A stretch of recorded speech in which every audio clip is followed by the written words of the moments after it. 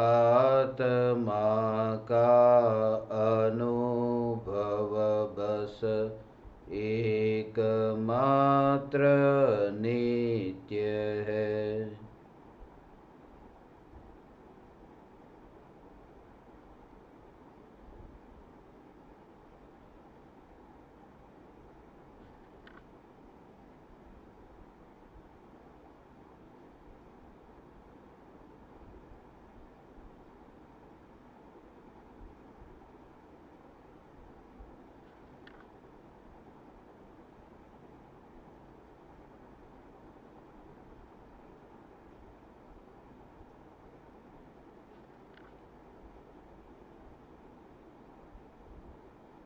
चैतन्य स्वभावी भगवान आत्मा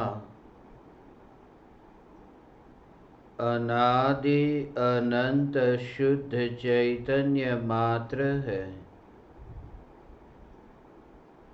ज्ञान मात्र है। मैं शुद्ध चैतन्य मात्र, ज्ञान मात्र, भगवान आत्मा हूँ। त्रिकाल शुद्ध चैतन्य परमात्मा हूँ।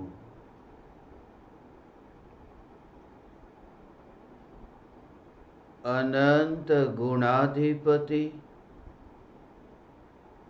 एक ज्ञायक देव हूँ। अगणित ज्ञेयों के प्रतिबिंबों से अप्रभावित ज्ञान पर्यायों में एक समय के लिए भी नहीं मिलने वाला, एक समय के लिए भी नहीं सिकुड़ने वाला,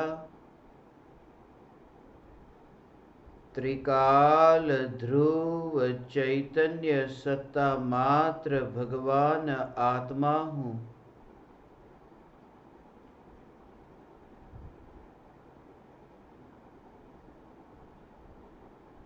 मैं परिपूर्ण परमात्म तत्व हूँ। जिस परिपूर्ण परमात्म तत्व में डुबकी लगाने वाली ध्यान की अवस्था भी परिपूर्ण परमात्मा की स्पर्शना नहीं कर पाती, परिणाम त्रिकाली ध्रुव ज्ञायक के निकट नहीं आ सकता। ऐसा त्रिकाल त्रिकाल त्रिकाल परिपूर्ण ज्ञायक देव मैं हूँ।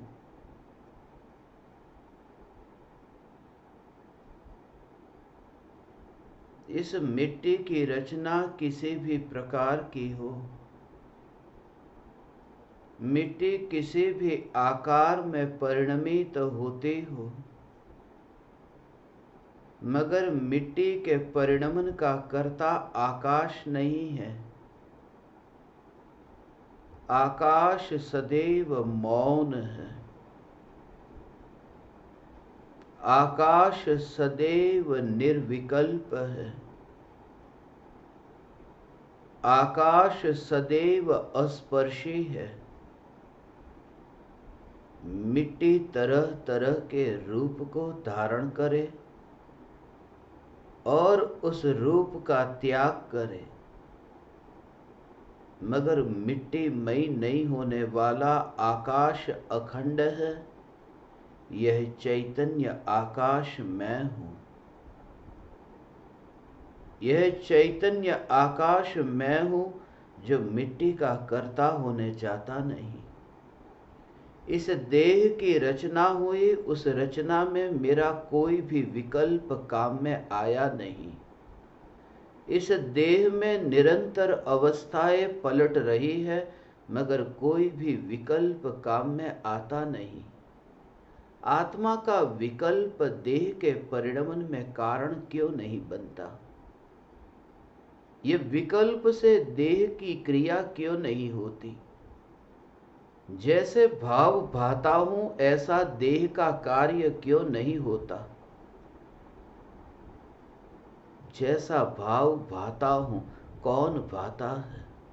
ये भाव भी जब मुझसे नहीं भाया जाता तो यह चेष्टा क्यों कि भावों का क्रिया में परिणमन हो?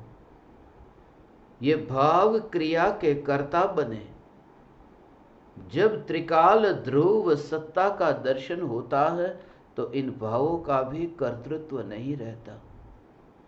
भविष्य में अनंत काल के लिए किस प्रकार के परिणाम उत्पन्न होने हैं, ये सब सुनिश्चित है।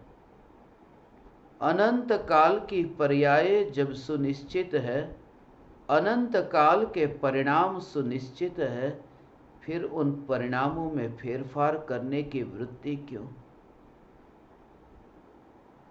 मगर फेरफार करने की वृत्ति उन्हें ही उठती है जिन्होंने परिणाम को अपना स्वरूप माना है। अनंत काल के लिए होने वाली सभी घटनाएं सुनिश्चित है। इसका स्वीकार भी तभी हो सकता है कि घटना मुझ में घटित नहीं होती। मैं चैतन्य परमात्मा अखंड ध्रुव हूं, जिसमें कोई घटना नहीं होती, जिसमें कोई चमत्कार नहीं होता। चैतन्य का चमत्कार देखा न? त्रिकाल ध्रुव ज्ञायक देव के आश्रय से एक अंतर मुहूर्त तक उपयोग स्वरूप में स्थिर हो तो केवल ज्ञान प्रकट होता है। कैसा अद्भुत यह चमत्कार कि अंतर मुहूर्त तक ध्यान में लीन हो जाए और केवल ज्ञान प्रकट हो, लोकालोक ज्ञान में जानने में आए बिना किसी विकल्प के, सहज प्रतिबिंबित हो और राग द्वेष के बिना सारे जगत को जानते हैं। सारे जगत को जानकर भी राग द्वेष रूप परिणमित नहीं होते हैं। ऐसा चैतन्य का चमत्कार है। कंप्यूटर की खोज ये कोई चैतन्य का चमत्कार नहीं, ये तो बुद्धि है। 1 घंटे में हजारों मील की दूरी तय करने वाला ऐसा जो विमान, ये कोई चमत्कार नहीं, ये तो पुद्गल की पौद्गलिक शक्ति है। चमत्कार तो एक कि एक समय में लोकालोक ज्ञान में जानने में आ जाए और फिर भी राग द्वेष न हो, यह चैतन्य का चमत्कार है। मगर यह भी चैतन्य का चमत्कार कहाँ, क्योंकि लोकालोक ज्ञान में प्रतिबिंबित होता है। वह लोकालोक ज्ञान में जानने में आता है, वह ज्ञान की अवस्था में जानने में आता है। यह अवस्था का चमत्कार है, ध्रुव का नहीं। ध्रुव तो यह है कि जिसके आश्रय से पर्याय में चमत्कार होता है। ध्रुव कोई चमत्कारिक नहीं, ध्रुव कोई चमत्कार करता नहीं। ध्रुव तो चैतन्य मात्र है। ये चैतन्य मात्र ज्ञायक मैं हूं, क्योंकि चमत्कार में भी कुछ करना है, कुछ कार्य है, कुछ होना है, और मैं तो वह हूं जिसमें होना नहीं, मैं हूं और एक हूं। इसलिए तो अक्कड़ता नहीं आती, इसलिए अहंकार पैदा नहीं होता। इसलिए अहंकार पैदा नहीं होता भगवान, क्योंकि कोई दूसरा कहाँ है। जहां देखो वहां एक है।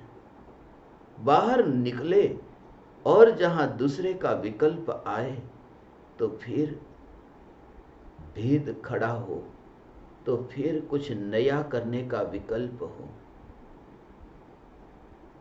घर में बैठे हो और सोने के गहने न पहने हो, घर से बाहर निकलना हो तो सोने के गहने दिखाने का भाव आता है ना, कि लाओ सामने वाले ने कितने गहने पहने, मैं उनसे भी ज़्यादा गहने पहन करके शादी में जाऊँ, पार्टी में जाऊँ। कोई दूसरा है तो दूसरे के सामने स्वयं को बड़ा दिखाने का भाव आता है। जब कमरे में कोई भी न हो और अकेले हो, अब किसके सामने करूं मैं प्रदर्शन? तब फिर बड़प्पन कैसा, जब मैं अकेला हूं। और अकेले का भाव यह है कि जब तुम्हारी दृष्टि ऐसी हो कि प्रत्येक ज्ञेय को जानने के काल में तुम्हें उस ज्ञान में मौन की अनुभूति हो, उस ज्ञान में कोलाहल न सुनाई दे, उस ज्ञान में कोई भीड़ न दिखाई दे, उस ज्ञान में कोई टकराहट न हो। वस्तु तो सामने हो मगर ज्ञान में प्रतिबिंब हो, और टकराहट न हो, एक मौन सहज जानने रूप परिणमन। कोई टकराहट नहीं। पत्थर सामने है, दर्पण के सामने आकर के टकराए तो दर्पण फूट जाए, मगर कितना भी भारी, कितना भी नुकीला पत्थर दर्पण के सामने हो तो दर्पण कैसा मौन है, दर्पण कैसा अलिप्त है, दर्पण कैसा स्वस्थ है। ऐसा ही ज्ञान का स्वरूप है। और ज्ञानी को यह ज्ञान की अनुभूति होती है विकारों की उत्पत्ति के काल में भी। भगवान हे चैतन्य परमात्मा, विकल्पों के काल में आ विकल्पों की उत्पत्ति के काल में भी ज्ञान में विकल्प को आता हुआ तो न देख, तो ज्ञान मात्र जानता है, वह मौन है। पत्थर दर्पण के साथ में टकराए तो ध्वनि पैदा होगा, ये आवाज होगी, ध्वनि की उत्पत्ति होगी, मगर टकराए ही नहीं, फिर ये आवाज कैसी? इसलिए ज्ञानी बोलते हैं मगर बोलने में मौन है। ज्ञानी जिन शब्दों को बोलते हैं, अज्ञानी उन्हीं शब्दों को दोहरा देता है। फिर वह शास्त्र में पढ़े हो या फिर गुरु के मुख से सुने हो। इसलिए वह बोल करके जो कान से सुना वह मुंह से बोल दिया। भले ही वही वचन बोले हैं, मगर अज्ञानी के वचन और ज्ञानी के वचन में अंतर है। अज्ञानी भी बोलते हैं मैं चैतन्य परमात्मा, जो ज्ञानी ने बोला था, मगर अज्ञानी के बोलने में वह दम नहीं है। इसलिए क्योंकि ज्ञानी के मुख से जब ये वाणी निकलती है कि मैं चैतन्य परमात्मा हूं, तब उस वाणी के साथ में मौन जुड़ा हुआ है। मौन की अनुभूति के साथ में वह वाणी व्यक्त हो रही है।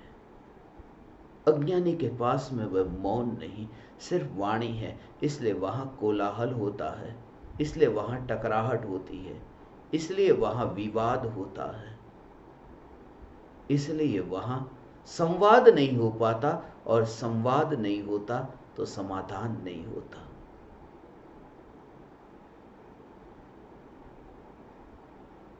मौन की अनुभूति, ज्ञान की अनुभूति होते ही मौन की अनुभूति होती है। फिर विकार की अनुभूति नहीं होती। फिर विकार ज्ञेय तो बनता है, मगर विकार का वेदन नहीं होता। विकार यदि ज्ञान में प्रतिबिंबित होता हो तो सिर्फ ज्ञान का ज्ञेय बनता है, और विकार यदि वेदन में आ जाए तो फिर वह दुख रूप होता है। ज्ञान का विषय बने तो सिर्फ ज्ञेय है, और वेदन का विषय बने तो फिर वही दुख है। ज्ञानी के लिए विकार ज्ञान का ज्ञेय है, मगर ज्ञान का ज्ञेय है, जानने वाली पर्याय का विषय है। उस समय भी यह जागृति की मैं त्रिकाल ध्रुव ज्ञायक देव, अपने को इस सीमा तक ही बांध करके रखोगे तो उतना ही विचार चलेगा। जितना अस्तित्व मानता है जीव, उतना ही विचार करता है। अस्तित्व माना कि मेरा आयुष्य कितना, कि मैं 70 साल, 80 साल, 100 साल। इसलिए हमारा जो आयोजन है ना, वह आयोजन भी इसी प्रकार का है। जितना अस्तित्व मानते हैं उतनी ही तैयारी करते हैं। जैसे 4 दिन के लिए बाहर गांव जाना है, तो बाहर गांव में 4 दिन का अस्तित्व है, तो 4 दिन के कपड़े, 4 दिन के लिए जो जो भी जरूरत की वस्तुएं हम बैग में डाल करके लेके जाते हैं। जितना अस्तित्व माना उतनी तैयारी की। यदि 6 महीने के लिए जाना है, यदि साल भर के लिए जाना है, तो साल भर की तैयारी करनी पड़ेगी। बच्चे हॉस्टल में पढ़ने जाते, एक एक साल के लिए, साल में एक बार वापिस आते, पूरी लंबी लिस्ट बना करके। जितना अस्तित्व है उतनी तैयारी। बुढ़ापे में मैं जीऊंगा तो बुढ़ापे के लिए अभी कितना धन इकट्ठा करके रखा है जो भविष्य में काम में आए। जितना अस्तित्व माना है उतनी तैयारी की। इसलिए जीवन के अंत तक अस्पताल में मेरी ट्रीटमेंट कौन कराएगा, कौन पैसे देगा? बुढ़ापे में कोई न होगा साथ में, तब क्या होगा? तो सुविधा अभी से ही, पूर्व से ही तैयारी, इतनी इतनी तैयारी करके रखते हैं। एक बैंक में नहीं, अनेक बैंक में धन इकट्ठा करके रखा है। एक बैंक में एक साथ सारा का सारा धन नहीं डाला, इसलिए क्योंकि वहीं पर ही सब, क्या पता उस बैंक का थोड़ा धन इस बैंक में, थोड़ा धन दूसरी बैंक में, अलग अलग बैंक में, कि कोई बैंक उठ जाए तो। बैंक तो एक भी नहीं उठती, व्यक्ति उठ जाता है जीवन से। मगर तैयारी है कि मरते दम तक मैं ऐसी तैयारी करके रखूं। कहां रहूंगा मरते समय तक, घर बनाकर रखो। शरीर के लिए, स्वास्थ्य के लिए डॉक्टर की पहचान रखो, मगर कुछ भी काम में नहीं आता। अंत तक की तैयारी सब करके रखी। क्यों? क्योंकि मैं बुढ़ापे तक तो रहूंगा। मगर बुढ़ापे के बाद मृत्यु हुई और अगले भव में जहां जन्म होगा, वहां के लिए क्या तैयारी की? कुछ नहीं। उसका एक ही कारण है, क्योंकि अस्तित्व माना ही नहीं। मरने के बाद में मेरा अस्तित्व ये माना ही नहीं, तो तैयारी करे कैसे? और ये नियम जानो कि जितना अस्तित्व माना उतनी तैयारी। ज्ञानी ने माना है मैं अनंत काल तक हूं, और अनंत काल तक के अस्तित्व की तैयारी भी अनंत में होगी, उसकी सुरक्षा भी अनंत में होगी। 4 दिन यदि जाना है तो 4 दिन के कपड़े की जरूरत होगी, मगर अनंत काल तक मेरा अस्तित्व है तो अनंत चाहिए। अनंत ज्ञान, अनंत दर्शन, अनंत सुख, अनंत वीर्य, अनंत चतुष्टय। ये अनंत चतुष्टय है ना, ये अनंत काल की तैयारी है। अनंत चतुष्टय, अनंत काल की तैयारी। अनंत गुणाभूतिपति आत्मा में स्थिर होना अनंत काल के लिए। ये अनंत काल सुरक्षित हो गया। मगर जितना अस्तित्व माना उतनी तैयारी की, उतनी ही तैयारी। उसके आगे विचार ही नहीं चलता।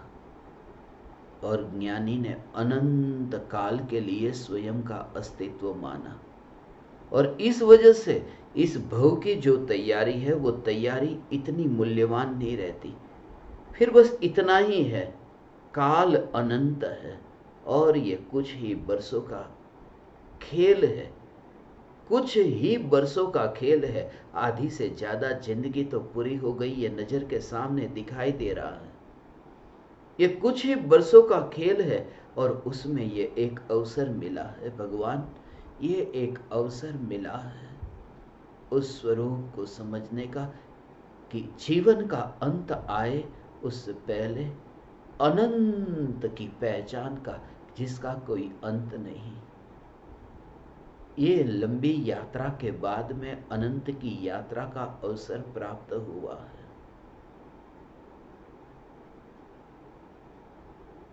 स्वरूप की साधना, आत्म साधना।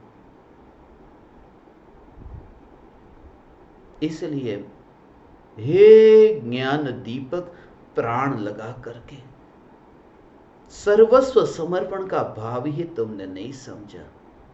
एक चैतन्य के अतिरिक्त अब जग में और कुछ भी नहीं सुहाता। भीतर में देखो तो चैतन्य, और बाहर में देखो तो चैतन्य की पुकार करने वाले वितरागी देव, गुरु, शास्त्र, ये धर्म के अतिरिक्त और कुछ सुहाता नहीं। पूरी तरह से अनुभव लेकर के बैठे हैं। इसलिए तुम देखते हो महावीर भगवान, आदिनाथ भगवान, इतना वैभव था, ये सब वैभव छोड़कर के वन जंगल में चले गए। वन जंगल में चले गए। उन्होंने दोनों अवस्थाओं को देखा है। राजमहल की अवस्था को भी देखा, राजभवन को भी देखा, और वन जंगल को भी देखा, और फिर भी चुना वन जंगल को, राजमहल को नहीं। वो इस बात को बताता है कि वहां कुछ भी सहार नहीं पाया। अभी उनके पास पहनने को कपड़े भी नहीं, वन में है, मगर उसमें एक निखार है कि पहले मिला था, और मिला था उसे असार जाना और छोड़ करके वन में गए। भिखारी के पास भी कुछ भी नहीं होता, मगर भिखारी का तो हाल अलग है। भिखारी ने तो मांगा है और मिला नहीं है।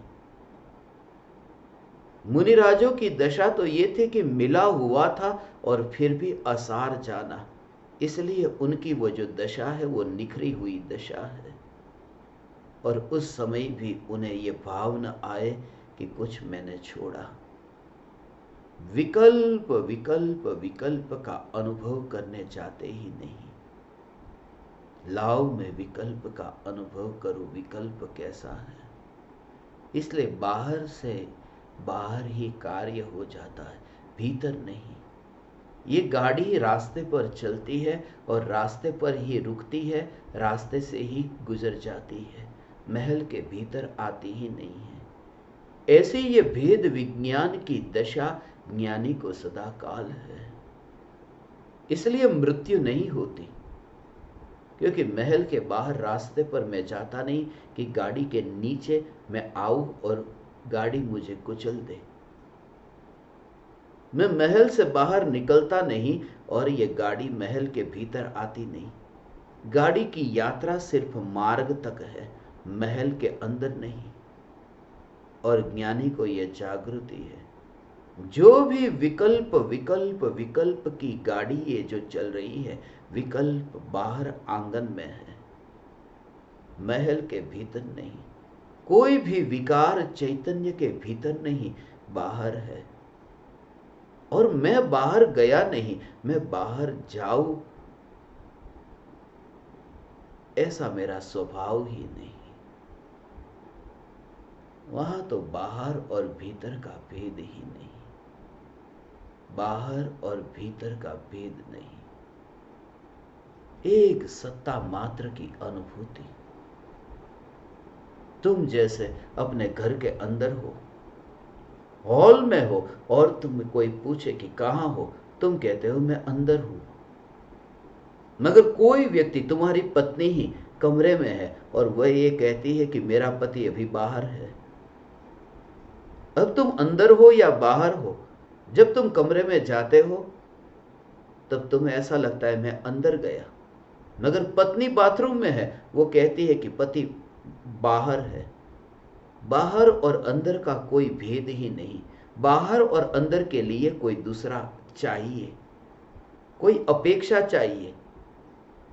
बाहर और अंदर के लिए कोई दूसरा पराया चाहिए, कोई प्रतिद्वंदी चाहिए। इसलिए चैतन्य महल भीतर नहीं है, क्योंकि भीतर है ये कहते ही बाहर का विकल्प खड़ा होता है। इसलिए चैतन्य महल है, इसलिए चैतन्य महल है। इसलिए गुड़ बोरी के भीतर है या डिब्बे के भीतर है, या फिर थाली में है, या फिर हाथ में है, या मुंह में, या पेट में है, ये विकल्प ही नहीं। गुड़ वहां है जहां मिठास है। ये स्वरूप की दृष्टि हुई, स्वभाव को तुम नजर में रखो तो फिर हे ज्ञान दीपक, फिर तुम चैतन्य मात्र हो। चैतन्य मात्र हो, फिर वहां विकल्प नहीं आता। फिर ये देह के पात्र में यह ज्ञान आया नहीं। फिर ये जो ज्ञान की अनुभूति में देह की अनुभूति का विकल्प ही नहीं होता। विरोध नहीं करते, समझ से भरे हो।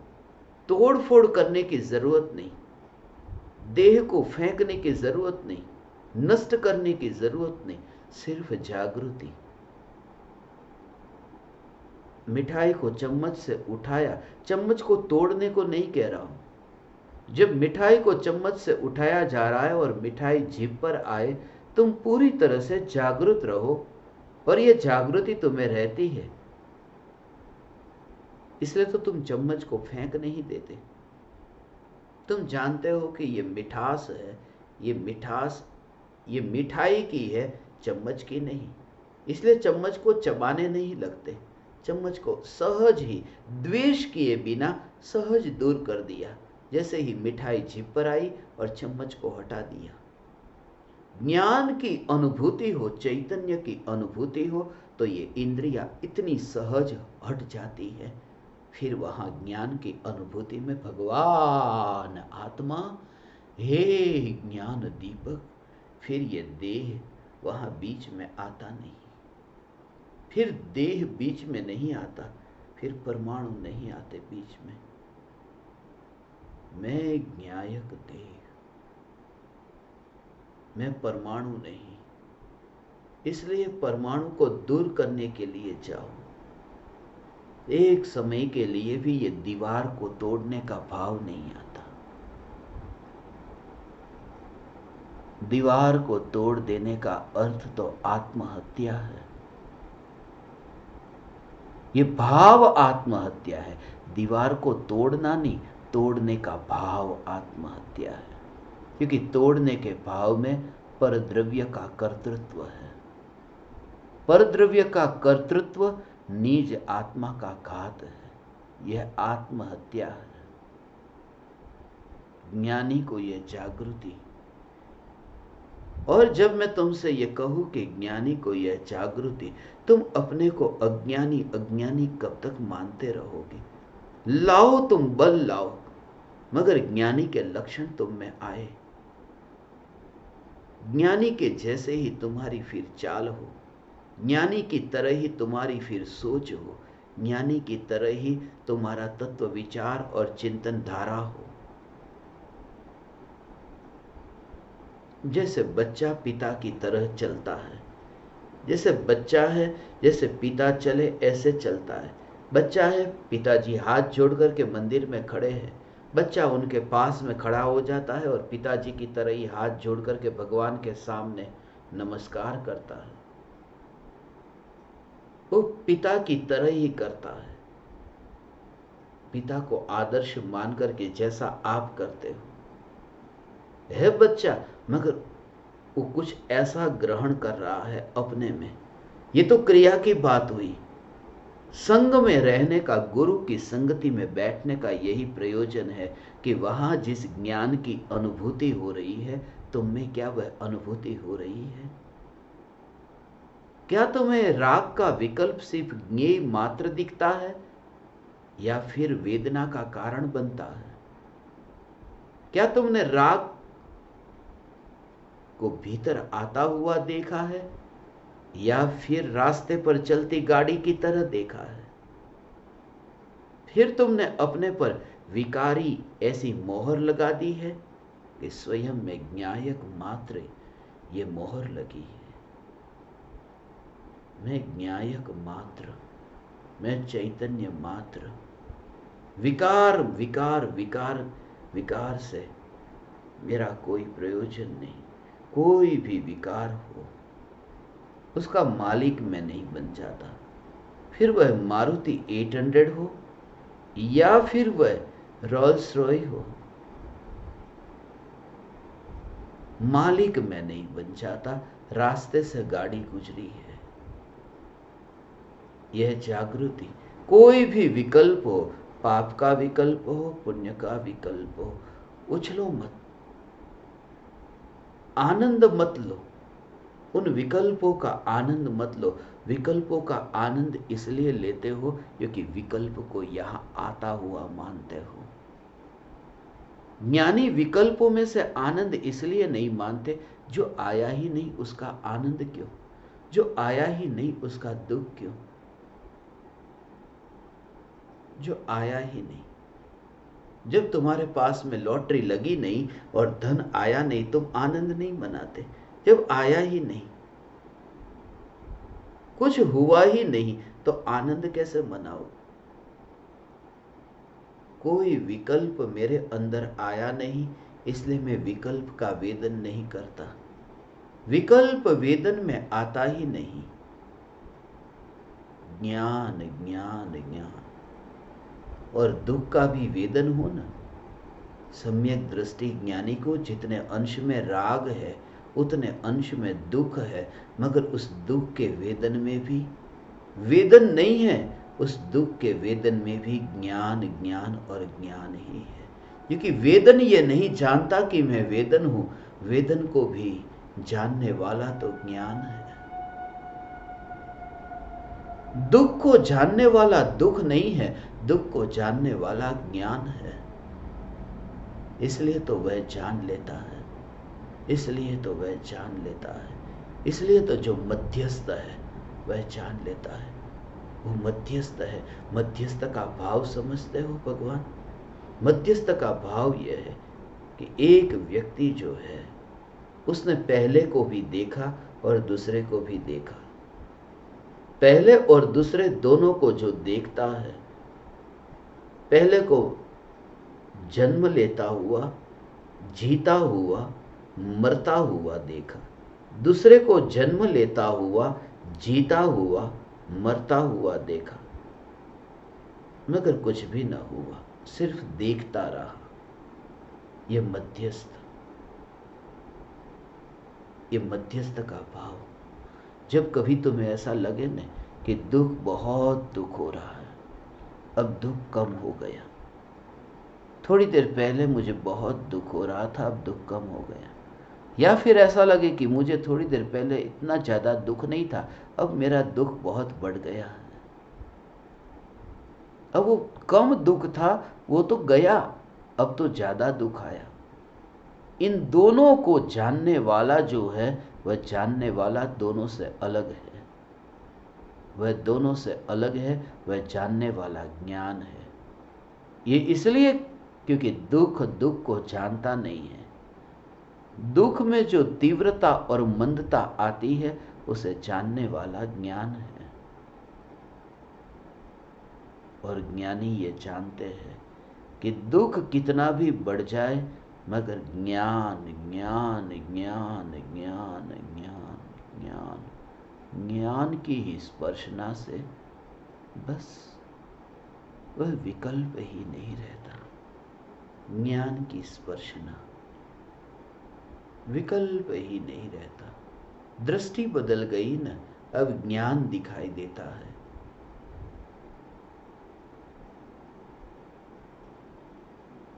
इसलिए कहां से दूर करो। हे चैतन्य परमात्मा भगवान, हे ज्ञान दीपक, तेरे पर इतना दुख आए, दुख इतना तेरे पर आए, मगर तू इतना जागरूक रहे, ज्ञान के ऊपर दुख आता नहीं। बस नहीं आया है, दुख आया ही नहीं है। अनंत संसार की कहानी तेरी नहीं है, तेरी कहानी तो सिर्फ इतनी है कि जानना जानना जानना, ये तेरे भूतकाल का इतिहास है। बुरे कर्म तेरा इतिहास नहीं है, जानना जानना जानना तेरा इतिहास है। तूने कल इस समय क्या किया था, परसों इस समय क्या किया था, तुझे याद नहीं है। मगर इतनी समझ से तू भर जा कि अनंत काल पहले भी मैंने जानने के अतिरिक्त कुछ किया ही नहीं। कल परसों की बात तो अभी की है। अनंत अनंत अनंत अनंत अनंत अनंत अनंत भगवान, हे ज्ञान दीपक, ये जलते हुए दिए सिद्ध शिला पर विराजमान होंगे। इसलिए मैंने तुमसे यह नहीं कहा कि तुम अपनी क्रिया को बदलो, इसलिए ये नहीं कहा। मैं नीति का उपदेश तुम्हें देता ही नहीं, मैं नीति शास्त्र तुमसे नहीं सिखाता। मैं सिर्फ ये कहता हूं कि ज्ञान का दीपक प्रज्वलित हो। मैं चलने की कला नहीं सिखाता, क्योंकि चलने का अभ्यास करना पड़ता है। चलने का अभ्यास करो। आज तक तुम्हें यही सिखाया गया कि चलने का अभ्यास करो। कमरे में से बाहर निकलना है तो चलने का अभ्यास करो। अंधेरा है कमरे में और अब कमरे से बाहर निकलना है, क्या करोगे कि आज तुम उठो और फिर 2 कदम आगे बढ़ो और दरवाजा आएगा, दरवाजे से निकल जाओ। चलने का अभ्यास करो। ये हो सकता है, अभ्यास करके ये हो सकता है। मगर ये तब हो सकता है यदि तुम रोज एक ही कमरे में रहते हो, तो अभ्यास से तुम्हारा काम हो जाएगा। मगर जिंदगी तो प्रति समय पलटती है। यहां तो हर समय नया नया है, एक ही कमरा नहीं है। इसलिए अभ्यास काम में नहीं आता, इसलिए नीति काम में नहीं आती। एक ही चीज है जो काम में आ सकती है। कमरे में चलने का अभ्यास बंद हो जाए, सिर्फ दिया जला दो। दिया यदि जल जाए, फिर कितने ही कमरे बदल जाए, तुम्हें अभ्यास नहीं करना पड़ेगा चलने का, तुम दरवाजा खोज लोगे। ज्ञान का दीपक जब प्रज्वलित होता है, तब चारित्र की कलियां सहज ही खिल जाती है। मगर ज्ञान का दीपक प्रज्वलित हो, अंधाधुंधी न हो, ज्ञान का दीपक प्रज्वलित हो। यही तो ज्ञानियों की देन है। गुरुदेव और कृपालु देव की यही तो देन है कि तुम्हारा ज्ञान का दीपक प्रज्वलित हो, अंधेरा मिट जाए, बस फिर रास्ते पर यात्रा हो जाएगी। अंधेरे में यात्रा करोगे कैसे?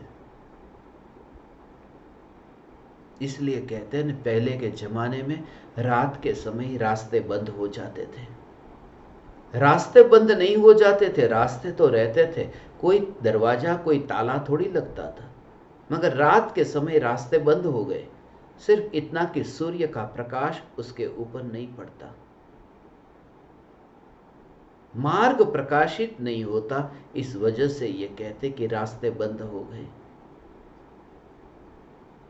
मोक्ष का मार्ग तो खुला है, सिर्फ ज्ञान का दीपक प्रज्वलित हो कि यात्रा हो जाए। और कोई भी गुरु तुम्हारा दीपक प्रज्वलित नहीं कर सकता। जलता हुआ दिया न जलते हुए दिए को प्रज्वलित करने जाता नहीं। न जलता हुआ दिया जिसमें ऐसी योग्यता हो कि जलते हुए दिए के नजदीक आकर के वह प्रज्वलित हो जाता है। और खास बात यह है कि न जलता हुआ दिया जब जलते हुए दिए के पास में आकर के जल जाता है, तब फासला बिल्कुल नहीं रहता। नीचे नहीं बैठता, ऊपर नहीं, बिल्कुल पास में। और ऐसी स्पर्शना हुई कि न जलता हुआ दिया जल गया। और ये तो ऐसा है कि न जलता हुआ दिया जल जाता है, मगर जलते हुए दिए का कुछ भी नहीं चला जाता, कुछ कम नहीं हो जाता। गुरु की संगति में शिष्य सम्यक दर्शन पाता है, मगर गुरु का कुछ घट नहीं जाता, कुछ भी घट नहीं जाता। मगर इतने इतने इतने इतने सहजता से संगति में, इसी का नाम तो सत्संग है। ये आज के दिन इतना सत्संग रखने का यही प्रयोजन था। ये मार्ग पर यात्रा हो, 3 के दिन, आज के दिन यही भाव, मिथ्या दर्शन, मिथ्या ज्ञान, मिथ्या चारित्र, ये 3 संसार परिभ्रमण के कारण, और सम्यक दर्शन, सम्यक ज्ञान, सम्यक चारित्र, ये मोक्ष का मार्ग। तुम 3 से मुक्त होकर के 3 का वर्ण करो, तुम्हें रत्नत्रय की प्राप्ति हो। ये रत्नत्रय का दिन है, रत्नत्रय का दिन है आज का दिन, 3 का दिन है। और ये चैतन्य की पुकार, तुम चाहे जहां भटक लो, चाहे जहां भटक लो, ये पुकार तुम्हें न मिलेगी। ये इसलिए न मिलेगी क्योंकि 3 लोक और 3 काल में एक ही उपादेय है, एकमात्र न्यायक देव। जहां गए वहां कहा कि गुरु की शरण लो, पढ़ा तो भी वहीं तक ही अटक गए। चत्तारी मंगलम, अरहंता मंगलम, सिद्धा मंगलम, साहु मंगलम, केवली पणत्तो धम्मो मंगलम। 4 मंगल है, अरिहंत, सिद्ध, साधु और केवली प्ररूपी धर्म। ये 4 मंगल है, ये 4 मंगल है। बस यहां पर ही गाड़ी अटक गई, आगे ही नहीं चल पाई। मंगल 4 नहीं है, मंगल 1 है। न्यायक देव के अतिरिक्त इस जगत में कोई मंगल नहीं। न्यायक देव के अतिरिक्त और कुछ उत्तम नहीं। लोक में 4 उत्तम नहीं है, एक ही उत्तम है। लोक में 4 शरण नहीं है, एक ही शरण है। अनंत पर्याय जिसकी शरण में आती है और माला माल हो जाती है। ध्यान अंतर्मुख होता है और परम धन को पाता है। सागर की गहराई में ऐसी डुबकी लगती है कि अतीन्द्रिय आनंद के मोती को लेकर के आती है। मगर फिर भी सागर कुछ भी बोलता नहीं। कोई डुबकी लगाए और मोती को ले तो सागर ये कहता नहीं कि मेरा मोती थोड़ा कम हो गया।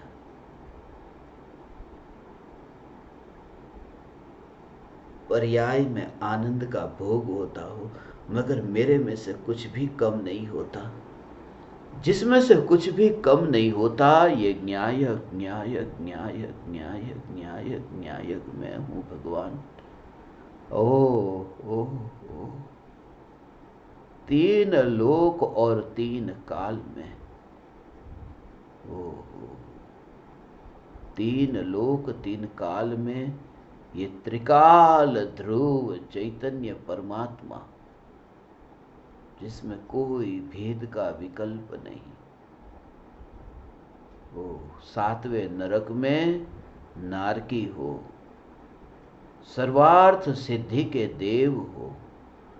जब उपयोग अंतर्मुख होता है तब ये विकल्प नहीं भगवान आत्मा, ऐसा विकल्प नहीं कि 7वां नरक, और ऐसा विकल्प नहीं कि ये सर्वार्थ सिद्धि, ये अनुत्तरवासी देव।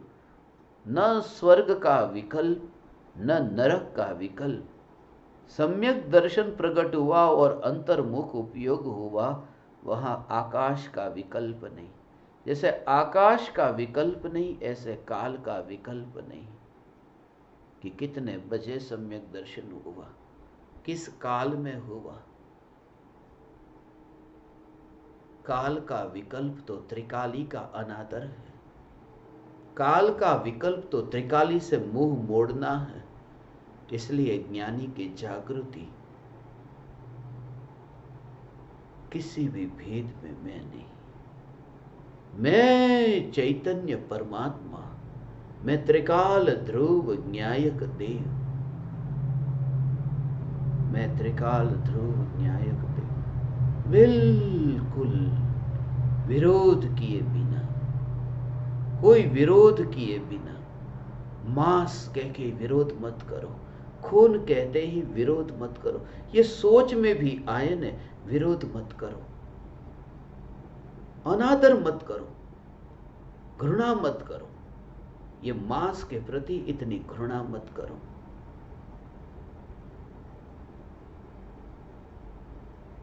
सिर्फ समझो घृणा करने से लाभ न होगा, सिर्फ समझो मांस मांस है, और जब मांस मेरे पास नहीं तो घृणा मैं क्यों करूं? तुम जब अब किसी भी ज्ञेय को जानो तब तुम देह के साथ रह करके मत जानो, ये तुम अभ्यास करो। वास्तव में नहीं जानते हो, मगर उस भ्रम से निकलने के लिए तुमसे ये कह रहा हूं। ज्ञेय को जानो तो आंख को साथ में बीच में लेकर के न जानो। सामने तुम्हें सफेद रंग दिखाई दे तो सफेद रंग में तुम आंख को बीच में मत लाओ। ये आंख बीच में न आए, सिर्फ जानना हो रहा है।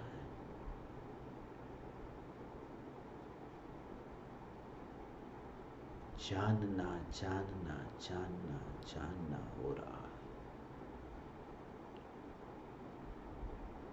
पास में जो भी है उसे बीच में मत लाओ। प्रतिबिंब कहां पड़ा उसे देखो। दर्पण है न, तो दर्पण के ऊपर वहां जो दर्पण पर जो प्रतिबिंब पड़ता है वस्तु का, उसके चारों ओर फ्रेम लगी हुई है, मगर तुम फ्रेम का विकल्प नहीं करते। क्या फ्रेम में प्रतिबिंब पड़ा? जैसे ही तुम्हें प्रतिबिंब का पता चला कि दर्पण में वस्तु का प्रतिबिंब पड़ा, सिर्फ दर्पण की स्वच्छता को देखा, फ्रेम को नहीं। ये समस्त इंद्रियों को, पूरे देह को तुम फ्रेम के रूप में देखो। फ्रेम में प्रतिबिंब नहीं पड़ता, प्रतिबिंब ज्ञान में पड़ता है। वहां तो तुम्हें फासला दिखाई देगा कि फ्रेम चारों ओर है और दर्पण बीच में, इसलिए वहां अंतर से पता चल जाता है। यहां भ्रम इसलिए होता है कि जिन प्रदेशों पर आकाश के प्रदेशों पर शरीर, वहां पर ही आकाश के प्रदेशों पर आत्मा, इसलिए भ्रम होता है। मगर भ्रम से छूटा जा सकता है स्वभाव की पहचान कर, कि परमाणु का स्वभाव प्रतिबिंबित हो कोई, आ आ आ आ आ, ये ज्ञान ज्ञान ज्ञान में ज्ञेय प्रतिबिंबित होता है, मगर देह में तो भगवान एक भी परमाणु में कोई प्रतिबिंब हो, प्रतिबिंबित हो, ऐसा इसका स्वभाव ही नहीं है। और जिस ज्ञान में ये देह प्रतिबिंबित होता है, ये देह हो ऐसी, ऐसा दर्पण तो दर्पण के सामने मोर है और मोर प्रतिबिंबित हो रहा है, ऐसा नहीं। यहां तो कहते हैं दर्पण में ही वो फ्रेम प्रतिबिंबित हो रही है, वो फ्रेम प्रतिबिंबित हो रही है। वो दूर है, वो दूर है, वो फ्रेम दूर है, वो दर्पण जहां है वहां नहीं है, वो प्रतिबिंबित हो रही है। ये दर्पण ऐसा ये ज्ञान ज्ञान ज्ञान का ऐसा सहज स्वरूप कि परमाणु को लेकर के जानने वाली मान्यता मर जाती है।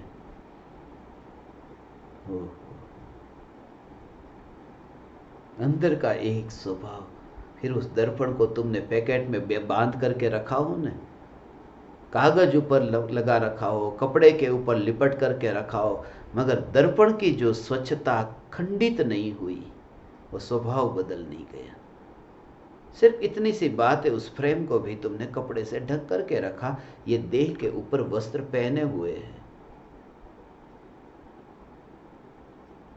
ये वस्त्र पहने, न वस्त्र को उतारना है, न देह को नष्ट करना है, सिर्फ इतना कि जो जानने का कार्य हो रहा है वह किसका स्वभाव है, वह वस्त्र का स्वभाव है, वो स्वच्छता है, वो स्वच्छता वो कपड़े की स्वच्छता है या फ्रेम की स्वच्छता है, या फिर दर्पण की स्वच्छता है जहां प्रतिबिंब, दर्पण दर्पण दर्पण दर्पण, कोई विरोध के बिना सिर्फ प्रतिबिंब। असंख्य प्रदेशों में व्याप्त यह चैतन्य परमात्मा भगवान असंख्य प्रदेशों में व्याप्त होकर भी जो अपनी एकता को जो छोड़ता नहीं है, एकता को छोड़ता नहीं, तब फिर तुम इस देह को ऐसे ही देखते हो।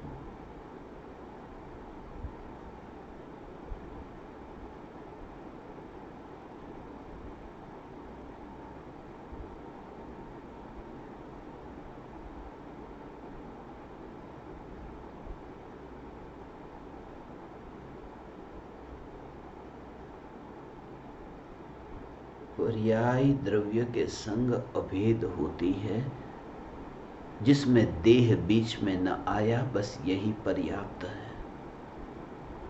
ज्ञान में ज्ञायक जानने में आया, ज्ञान में ज्ञायक सहज जानने में आया। वो ज्ञान की ऐसी पर्याय की योग्यता ही ऐसी कि ज्ञायक प्रतिबिंबित हुआ, ज्ञायक जानने में आया। ऐसी कोई दर्पण की स्वच्छता देखी, दूसरा दर्पण उसमें प्रतिबिंबित हो, मगर दर्पण में ही दर्पण प्रतिबिंबित हो, दर्पण की अवस्था में दर्पण प्रतिबिंबित हो, ये ज्ञान की अवस्था में ज्ञायक प्रतिबिंबित हो, ज्योति से ज्योति प्रकाशित हो, और उसका विकल्प नहीं, विकल्प से नहीं, विकल्प से नहीं, सहज।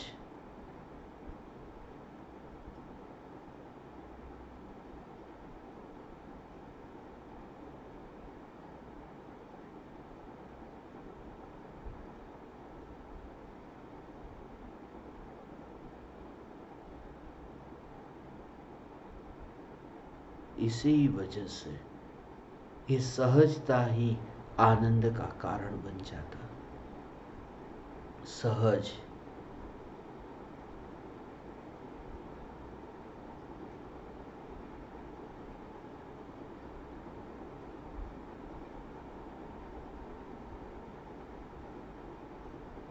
जब वहां पकड़ न रही कि मैंने इस निर्विकल्प अनुभूति को लाया है, इसलिए लाव में पकड़ कर रखो कि ये अनुभूति चली न जाए, क्योंकि मैंने लाया इसलिए चली न जाए। लाया है ये भाव होता तो चली न जाए, उसको पकड़ने का भाव भी आता। सहजता का अर्थ है कि ये अनुभूति हुई, न लाई इसलिए न पकड़ लो, ये कोई भाव नहीं, ये अनुभूति हुई। ऐसी जो अनुभूति के काल में भी ये दशा, ये जागृति, हे ज्ञान दीपक,